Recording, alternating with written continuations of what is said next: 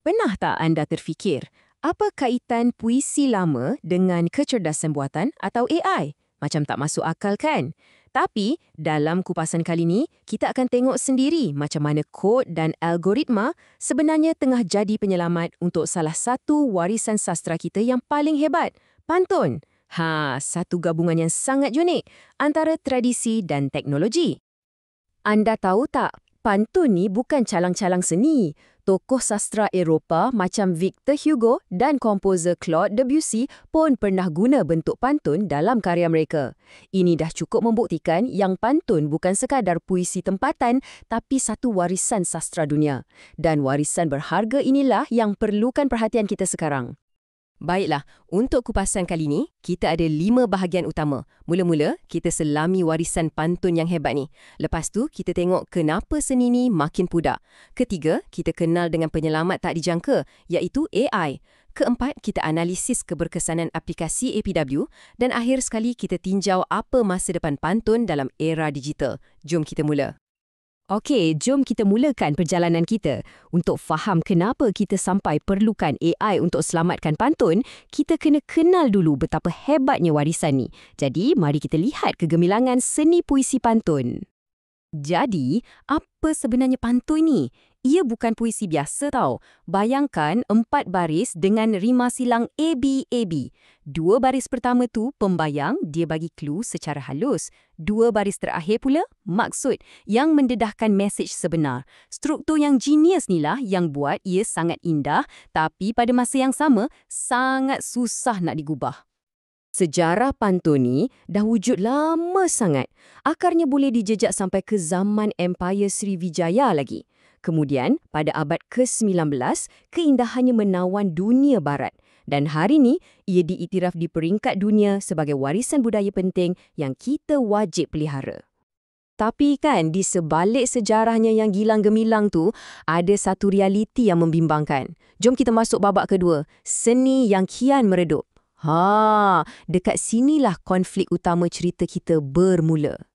Mesti kita tertanya-tanya kan, kenapa warisan yang begitu hebat ni sekarang dalam bahaya? Apa dah jadi? Sampai satu bentuk seni yang bertahan beratus-ratus tahun, tiba-tiba berisiko untuk hilang macam tu je. Inilah puncanya. Dalam konteks moden macam di Singapura, bilangan penulis pantun warisan makin kurang. Yang lagi membimbangkan, penggunaan bahasa Melayu tu sendiri semakin merosot. Ini bukan setakat ancaman pada pantun je, tapi ia juga boleh gugat keyakinan generasi muda untuk cakap dalam bahasa ibunda mereka. Tapi, di tengah-tengah semua cabaran ni, muncul satu jalan penyelesaian yang kita tak sangka-sangka. Ini membawa kita ke bahagian ketiga, inovasi AI penyelamat warisan. Di sinilah teknologi moden datang jadi wira untuk seni purba. Dan inilah dia penyelamatnya, aplikasi AI Pantun Warisan atau kita panggil APW. Ia bukan aplikasi biasa. Misinya ada 2. Pertama, nak hidupkan balik minat orang pada seni pantun dan kedua, pada masa yang sama, nak galakkan penggunaan bahasa Melayu dengan cara yang lebih kreatif dan seronok. Yang hebatnya pasal APW ni, ia macam pakej lengkap. Ia ajar kita peraturan pantun, tolong kita masa menulis, lepas tu terus bagi maklum balas pasal kualiti pantun kita. Ia juga boleh bagi markah secara automatik dan simpan semua karya baru untuk rujukan generasi akan datang. Senang cerita, ia macam ada guru pantun pribadi dalam poket kita. Jadi, betul ke wira digital ni berkesan? Jom kita tengok data dalam bahagian keempat, analisis dan keberkesanan APW. Dekat sinilah kita akan nampak bukti kejayaan aplikasi ni. Dan hasilnya, memang menakjubkan. 50%. Maksudnya, separuh daripada semua pantun yang dicipta guna aplikasi APW berjaya dapat markah kualiti paling tinggi. Ini bukan kebetulan tau, ini bukti keberkesanannya. Macam yang kita boleh nampak dekat sini, pembahagiannya hampir separuh-separuh. Ini membuktikan yang bimbingan AI betul-betul boleh tolong sesiapa saja untuk hasilkan pantun berkualiti tinggi setanding dengan mereka yang dah mahir. Tapi, kenapa lagi separuh tak dapat markah penuh? Puncanya terletak pada dua perkara teknikal yang paling susah. Rentak, iaitu kiraan suku kata, dan rima, iaitu bunyi di hujung baris. Inilah cabaran paling besar untuk penulis dan di sinilah bantuan APYDG jadi sangat-sangat bernilai. Jadi, apa rahsia pantun yang sempurna? Kuncinya pada kiraan suku kata. Yang paling elok antara 9 hingga 12 dan rima yang tepat.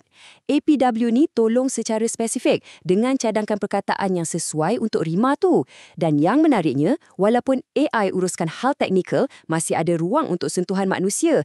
Penilai boleh bagi markah bonus untuk kreativiti. Memang gabungan terbaik kan? Kejayaan APW ni dah buka satu lembaran baru dan ini membawa kita ke babak terakhir, masa depan pantun digital. Agak-agak apa lagi potensi teknologi ni untuk masa hadapan ya? Dah jelas, APW ni bukan sekadar satu eksperimen, ia satu kejayaan. Ia dah buktikan yang teknologi boleh jadi platform untuk kita mencipta dan pada masa yang sama memelihara warisan. Ia macam jambatan yang sempurna antara tradisi lama dengan inovasi masa depan. Tapi perjalanan ni baru je bermula. Langkah seterusnya, kumpul lebih banyak data untuk faham siapa penggunanya. Ada juga cadangan untuk bina satu kamus rima dalam talian yang rasmi untuk semua. Cuba bayangkan potensi yang kita boleh capai. Masa depan untuk pantun nampaknya jauh lebih cerah dari sebelum ni. Semua ini membawa kita kepada satu soalan besar untuk kita fikirkan bersama. Boleh ke kod dan algoritma jadi penjaga terulung warisan budaya kita?